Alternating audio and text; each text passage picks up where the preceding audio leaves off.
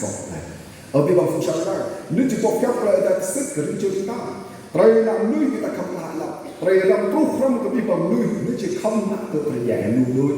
riêng cho không gan chỉ là nên càng có phép lại là bị bằng nuôi không dạy sao rất là chỉ mắc tôi trời cắt đi càng nói trời nước chỉ sao trời bùi thì nào người ta bùi thì vét được người ta bùi thì gắt hình nhiều người ta bùi chỉ ra hay trời được người ta thấy chi mà nó ra đây ở đây trời người ta không có chỉ là nên cho xem tao chỉ cần nạp lời là nên cây cái nó chỉ bị nuôi cả nước cổ bị nuôi trong sắc chỉ cần bị nuôi bốn riêng thì ra ở đó chỉ cần bị đào riêng cho người ta không có sao chỉ là cả được mình ở bên phụ trợ đây người ta thấy đúng người ta chỉ nhắc về chẳng mang hả người ta chỉ nhắc những bằng lời đào người ta người ta chỉ nhắc những bằng lời hiệp bác cả còn của mình người ta chỉ một nuôi cả mình ô giờ nuôi thì bị đào bị thổ cả đặc biệt mà đi ra ở đây về cái chúng ta mình không phải chạy mang về chỉ một cái người ta sang nít một về đi ta có một trận pa một làm một tàuถึงเลยở phố một chiếc cái đi ra ở đây một về đi ta thâu rằng giờ chúng ta bị là đá của hai số một giây là đứt lại đây akan mình ở đây chỉ ba cái đi bị bít lại bằng phải giây số chỉ nào rong hàng nhiều ní cái đây ở đây do có khác mà tôi ở đây giáp này nên chỉ được bít bây giờ bít bằng phải giây tetapi kalau pit government traffic yang di mobil tak di cingklong dia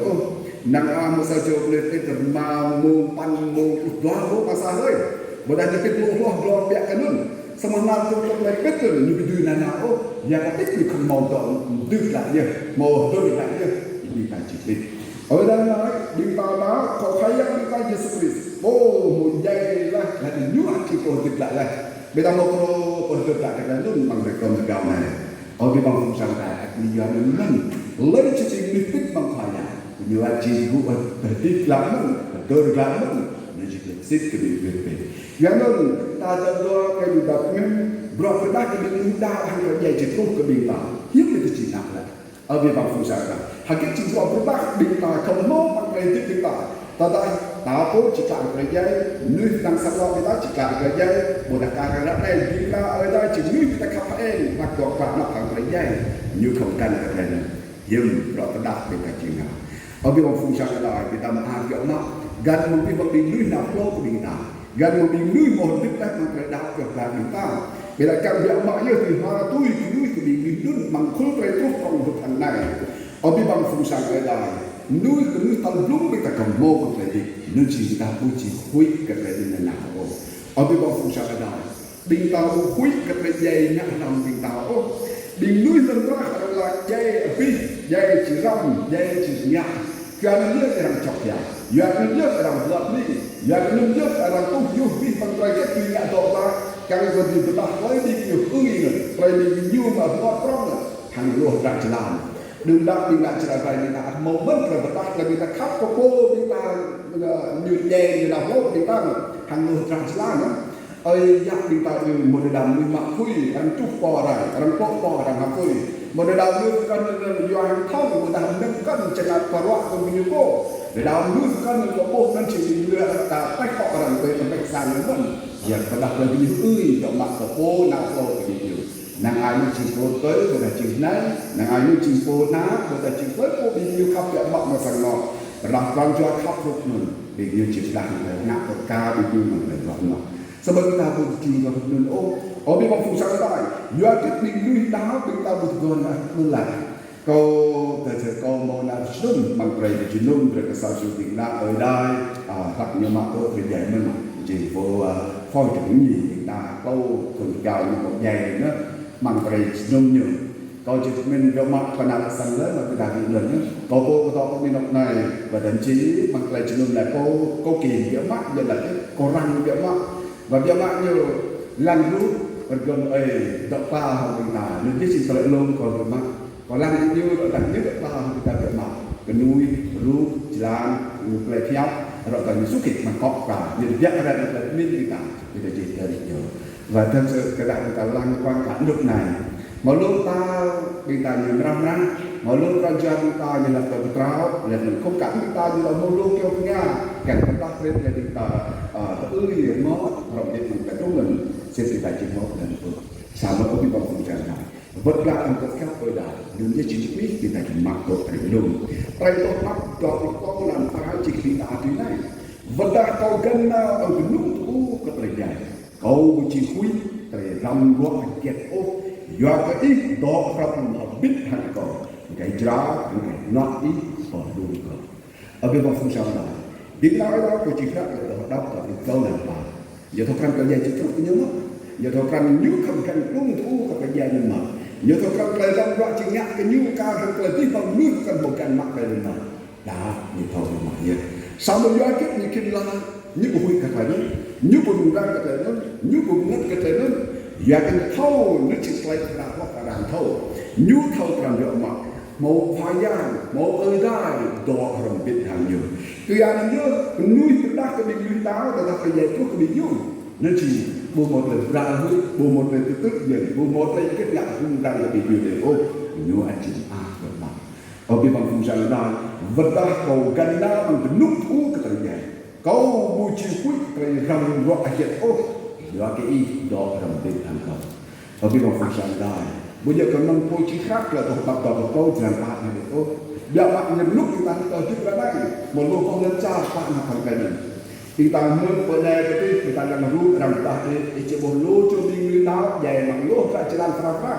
để đó dạy ra cái thuốc thảo để đó dạy ra cái quát để quát cái ta ngã cái bị nhiêu xong rồi người ta nuôi ăn cho cô cái dây ra cái đá có thay dạng rằng không tốt về rằng phải trong bình nhiều rằng có tân nam bình nhiều rằng rót coi bình nhiều của đặt rằng ngã cái dây thằng đặt chỉ làm có cân ở bên bang sao đó lớn ra này cứ từ lúc người ta đã coi tiếp này ở trong mô bình dây như không tốt này nên sao bây giờ cái thì khi ta được như là do với bạn nhiều mô lại chăng măng bằng ở đại nhiều nhưng thâu con ở đây chỉ có họ không biết hàng riêng cho đi nhiều măng này tốt hơn ở đây buôn được đại nhiều ở đây anh chị đặt rong độ rong là chỉ luôn chút học đặt những cuộc đời này cây ra hàng cây nót thì chỉ có luôn còn ở bên bằng phương sang ở đây người ta nói ai người ta cũng biết người ta chỉ mắc có tới luôn cái nên hàng bột dâu cái nên hàng lợi tốt cái nên hàng trăm năm nhắc theo người ta chỉ có pha thì cho chúng ta người ta phải kết có người ta tìm nhắc mặt để nhau người ta cũng mình ôi người ta nước chim cây ra nước chim cây nót ở đây thì có luôn người ta thì mình đạo này ở đây về lúc ở đây chỉ tôn tiêu bình bạc để tăng cả người ta cần mình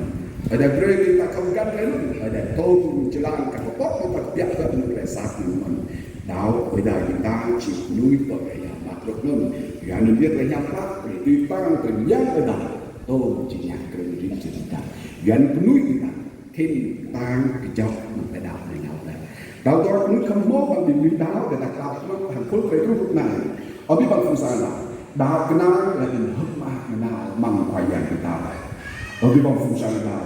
thì cái đạo ở đây cái đạo cái mình ta sao phải lúc từ đây cái nhẹ lúc cái mình chỉ mình đạo đây đây là cái này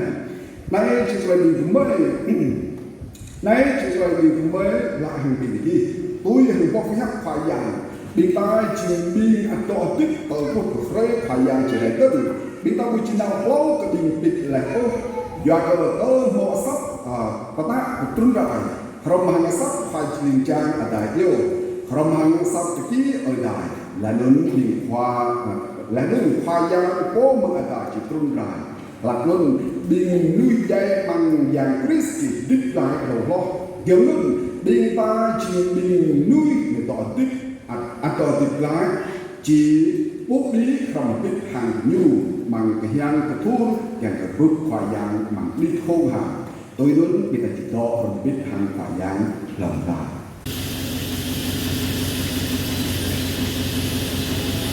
đây là trong xe chứ là đi trong xe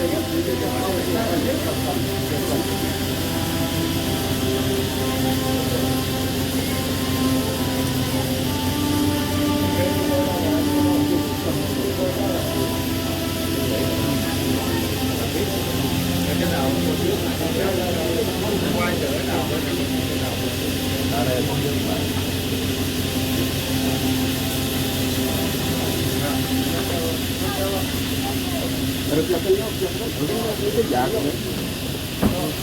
hạ xuống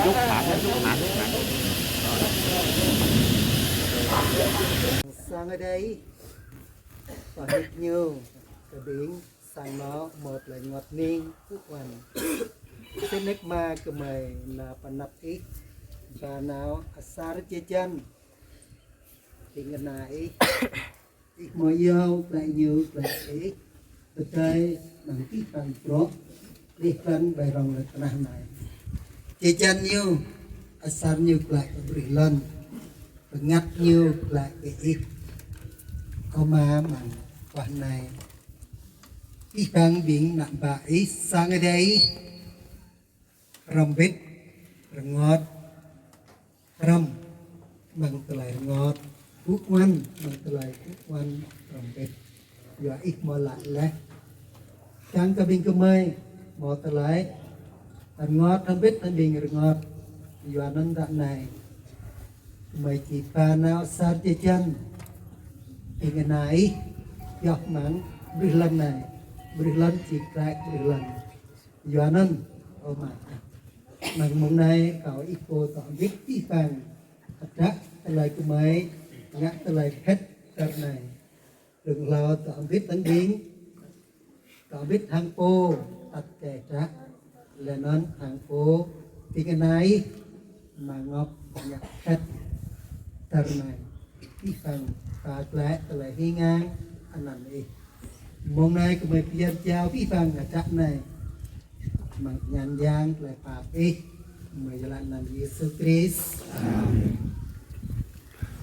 Hôm nay kita jawab lagi kontrol makam sehingga benar. Chúng ta dâng lời tạ ơn Chúa cho chúng ta đã di quân đầy tớ của Chúa đến đây và hạ huyệt trong sự bình an. Tôi xin đọc lời Chúa để chính lời Chúa an ủi mỗi một chúng ta, đặc biệt là Tăng Quyến. Loài người bởi người nữ sanh ra, sống tạm ít ngày, bị đầy dẫy sự khốn khổ. Người sanh ra như hoa cỏ, rồi bị phát. Người chạy qua như bóng, không ở lâu dài. Gióp đoạn 14 câu 1 câu 2. Khải Huyền đoạn 14 câu 13 chép rằng: Tôi nghe có tiếng từ trên trời phán rằng: Hãy viết lấy từ rày phước thay cho những người chết là người chết trong Chúa. Đức Thánh Linh phán: Phải, vì những người ấy nghỉ ngơi khỏi sự khó nhọc và việc làm mình theo sau. Trong sách truyền đạo đoạn 12 câu 7, lời Chúa có phán rằng: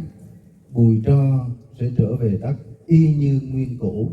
vì thần linh trở về nơi Đức Chúa Trời là đấng đã ban đầu.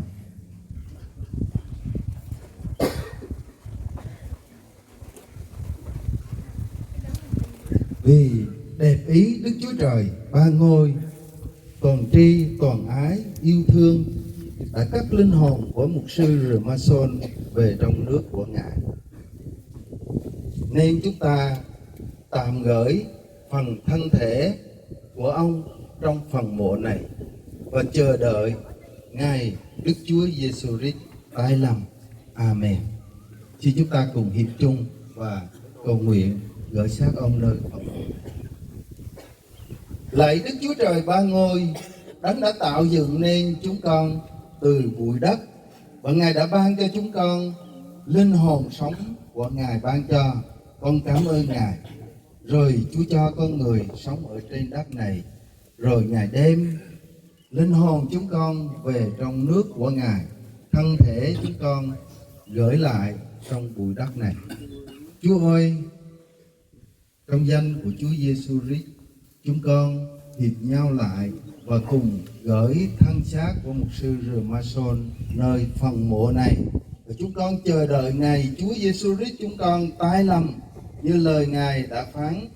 những người chết ở trong đấng Christ sẽ sống lại trước hết, và kế đến chúng con là những người tin Chúa Giêsu sẽ được biến hóa, và cả hai đều được cất lên không trung mà gặp Chúa. Chúng con tràn đầy hy vọng và chúng con sẽ gặp lại đầy tớ của Chúa trong nước vinh hiển của Ngài. Chúng con tạ ơn Chúa. Chúng con cầu xin Chúa Ngài an ủi bà của phụ mục sư Remason,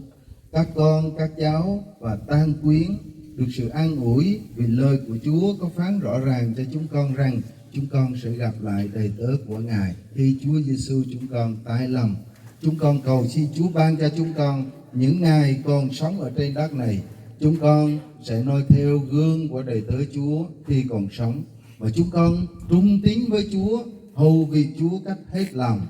Đó là ước nguyện mà đầy tớ Chúa cũng mong muốn khi còn sống ở trên đất này. Chúng con tạ ơn Cha. Cảm ơn Chúa vì suốt chương trình lễ tang, Chúa ban cho chúng con sự bình an và Đức Thánh Linh an ủi hết thảy mỗi người chúng con. Con cảm ơn Ngài và chúng con xin gửi phần xác của đầy tớ Chúa trong phần mộ này và hết lòng thành tâm chúng con cầu nguyện nhân danh Đức Chúa Giêsu Christ. Amen.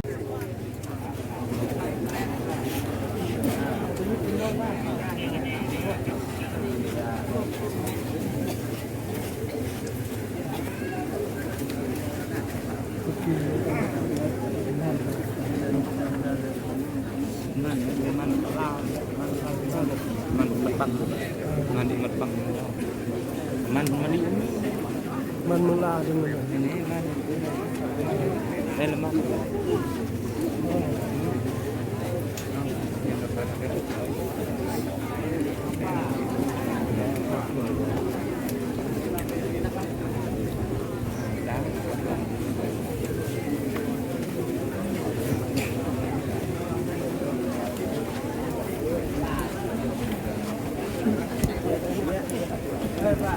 Ê bà